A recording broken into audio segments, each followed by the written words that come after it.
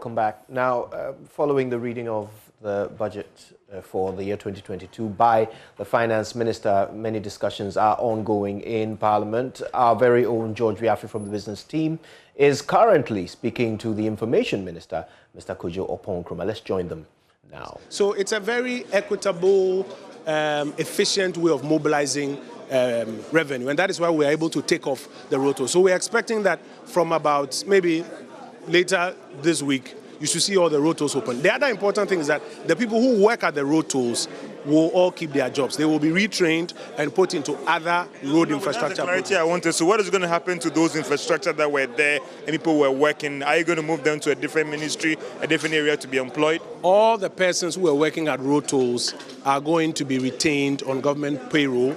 They will be, in fact, there are a lot of them who work for private organizations that had been contracted.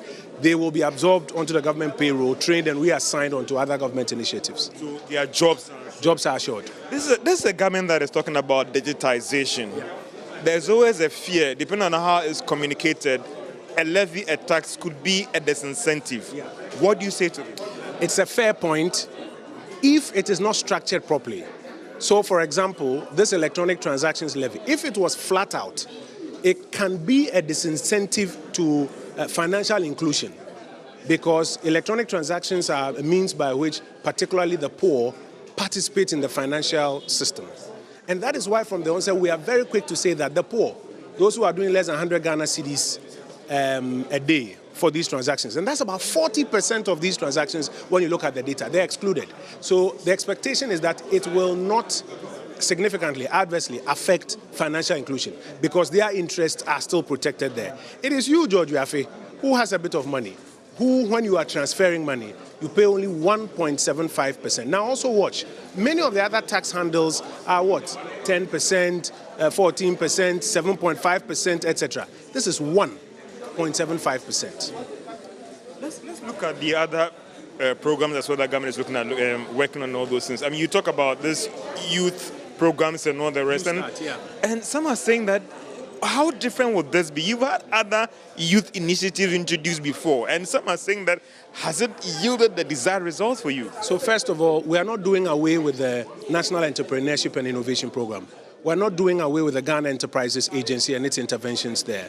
What we are doing is that we have found an additional 1 billion Ghana cedis, which we are making, and if you read the text of the document, we are making it available to these implementing institutions. So the YouStart is an umbrella funding program that now makes funding available, bulk, cheap funding available to these interventions. And we expect that these interventions can do 5-6 times more than they were doing. I mean, if you do a bit of a survey, you'll find that for those who benefited from the Ghana Enterprises Agency, they have something to show for what they got, especially during COVID times, etc.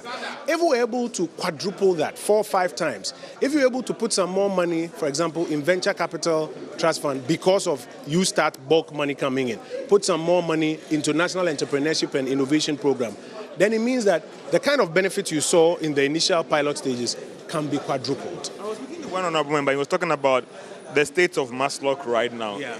There are still funding changes and all the rest. Why didn't the government concentrate on that one than coming up with another program again? No, so it's not a different program. It's an umbrella program that makes funding available to these implementing agencies. So Maslock, NEIP, GEA, they are those that are going to access this YouStart money and be able to have a YouStart product as part of their product portfolio and allow their clients to benefit downstairs. So finally, I know you're someone who is very passionate about the youth entrepreneurship and all those things. Should the youth manage their expectations with these policy programs, or listen, finally, we are going to get it right with dealing with job, unemployment, and entrepreneurship? Flip the question to government. What should government do to ensure that this, by the end of the year, does not become one of those brilliant ideas that suffered in terms of implementation? I think the onus is more on government, the Ministry of Finance, the agencies that are responsible for implementing. Because at the central government level, the president is clear that give more money and support to young people. Instructions have been given, funding has been made available, now you have implementing agencies. And your question is spot on correct. What is government going to do to ensure that these agencies implement it satisfactorily? And I think part of it is by having clear benchmarks, clear targets, clear KPIs, ensuring that the necessary competencies are brought to bear in terms of people who are implementing it. And more importantly, we keep an eye on the results so that in the end, a year from now, we can say, when we introduced YouStart, this has been the outcome. Thank you for your time. Thanks so much for your time. So still, this is our coverage of the 20 Budget 2022, coming to you live from Parliament, engaging various members of Parliament with respect to what this policy statement is going to do for us. There have been several views on it. There are some who believe that, listen, they are getting it right with respect to their policy measure. There are some who also argue that, listen, government is not getting it right with respect to stabilizing the economy, dealing with the funding issues, creating jobs, and even the argument about double taxation and all the rest, which the Honourable Minister of Information seems to disagree. We are still engaging the various members of Parliament and analysts here in Parliament about their thoughts, their views on the Budget 2022. My name is George. Together with my team here, we've been bringing you a comprehensive coverage of this presentation. And I know that you guys, the debate will still go on as to whether this will bring about the required stability and confidence in the economy, or the challenge will still go on. From Parliament House, my name is George. Together with the team here, I'll say have a great day and a good evening. Our very own George Riafi there from Joy Business, having that interaction with the Information Minister, Mr. Kojo Opon Nkrumah. A lot of the discussion centered around the 1.7% tax that is to be levied on all e-transactions. More on that as we continue to discuss the fallout of the 2022 budget statement. It's called the electronic levy. Now, a quick recap of everything that we've heard on that. Our roads are being fixed. It is true that more roads have been fixed and are being fixed over the last 5 years than any relative period in the entire history of our nation. We even want to do a lot more, and this budget will cater for this. That is why for decades, governments after governments imposed and maintained tolls on some public roads to raise funds for road construction and maintenance. This is the situation in many countries. However, over the years, the tolling point and impacted negatively on productivity. The congestion generated at the tolling points, besides creating these inconveniences, also leads to pollution in and around the vicinities. To address these challenges, government has abolished all tolls on public roads and bridges. This takes effect immediately the budget is approved on appropriation. The toll collection personnel will be reassigned. The expected impact on productivity and reduce environmental pollution will more than offset the revenue foregone by removing the tolls. Mr. Speaker, COVID-19 contributed to the acceleration of the digitalization of Africa. Data from the Bank of Ghana confirms a growing trend in online trade. The data showed that between February 2020 and February 2021 alone, Ghana saw an increase of over 120% in the value of digital transactions compared to 44% for the period February 2019 to February 2020. Apart from the convenience online trading offers, the surge has happened globally was primarily due to the increase in the use of digital platforms as a result of the COVID-19 pandemic. Total value of transactions for 2020 was estimated to be over 500 billion Ghana cedis compared to 78 billion cedis in 2016, just 5 years ago.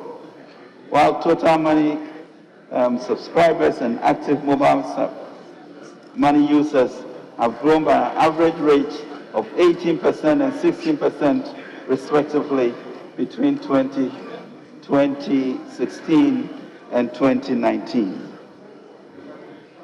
Mr. Speaker, it has become clear that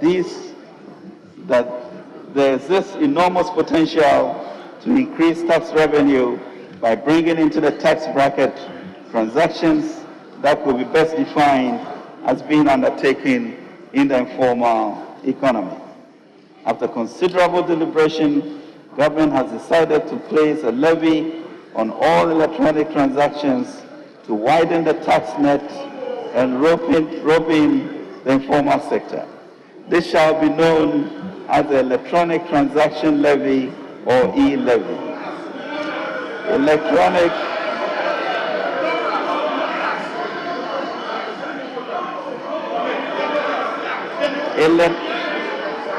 Mr. Speaker, electronic transactions covering mobile money payments. Mr. Speaker, honourable members, order. Electronic mobile money payments, bank transfers, merchant payments, and e-mode remittances will be charged at an applicable rate of 1.75%, which shall be borne by the sender, except e-mode remittances, which will be borne by the recipient. Mr. Speaker, to safeguard efforts be made to enhance financial inclusion and protect the vulnerable, all transactions that add up to 100 Ghana cedis or less per day, which is approximately 3,000 Ghana cedis per month, will be exempt from this levy. Mr. Speaker, this budget is redefining our development paradigm by focusing on the private sector, particularly on entrepreneurship development. We will build an entrepreneurial nation by aggressively implementing programs that empowers the majority of our young people to employ their God-given talents to take risks and become job creators instead of job seekers. Honourable Minister, honourable members, having regards to the state of the business of the House, I direct that the House sits outside the regular sitting hours. You may continue. You may continue. Thank you, Mr. Speaker. In the pursuit of this objective, we will address the challenges our existing and aspiring entrepreneurs face. These challenges include access to credit and finance, regulatory and tax burdens, lack of skills, as well as mentorship. We will do this whilst intensifying our efforts to support the private sector to expand and create jobs. Mr. Speaker, this understanding of the youth employment challenge, as well as extensive consultations of stakeholders, including youth associations and educational institutions across the country, have led to the development of what we call the YouStart initiative. YouStart initiative, which proposes to use 1 billion Ghana cedis each year. Proposes to use 1 billion Ghana cedis each year to catalyze an ecosystem to create 1 million jobs, and in partnership with the financial institutions and development partners, raise another 2 billion Ghana cedis over the 3-year period. In addition, Mr. Speaker, our local banks have agreed to a package that will result in increasing their SME portfolio up to 5 billion Ghana cedis over the next 3 years. This, Mr. Speaker, results in an unprecedented, historic 10 billion cedi commitment in the next 3 years to the private sector and the YouStart program over the next 3 years. Mr. Speaker, implementing partners of the YouStart. Mr. Speaker, the Ghana Enterprises Agency, the National Entrepreneurship and Innovation Program, and partner financial institutions will serve as the implementing arm of YouStart. Entrepreneurs will be able to apply for support through a dedicated YouStart online portline.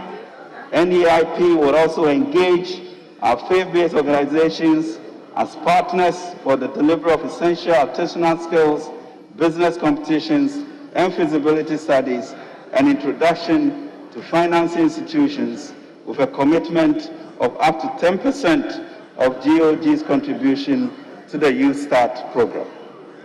Mr. Speaker, YouStart will provide our youth with the following: training, skills development, entrepreneurial support, and business advisory services, funding, access to competitive credit and startup packs, enterprise promotion, mentoring, and access to markets, including portals to facilitate digital linkages between youth-led enterprises and other businesses and relevant government agencies. YouStart products, Mr. Speaker. YouStart will support youth-led enterprises with the following products: district-level loans under 10,000 Ghana cedis after 2 to 3 months of training, soft loans of up to 50,000 Ghana cedis to help startups, in particular by young graduates and school leavers, and small businesses to expand. Startup packs, soft loans tied to equipment acquisition of up to 50,000 cedis for individuals and 100,000 for associations and groups. A standardized loan package of between 100,000 to 400,000 are concessional rates for SMEs through financial institutions. Mr. Speaker, the YouStart initiative aims to support our youth to develop commercially viable businesses. To this end, YouStart is designed to instill proper commercial orientation in the beneficiaries. This will include financial institutions determining the credit matrix and GEA and NEIP providing training support, especially for the standardized SME loans YouStart will operationalize by March 2022.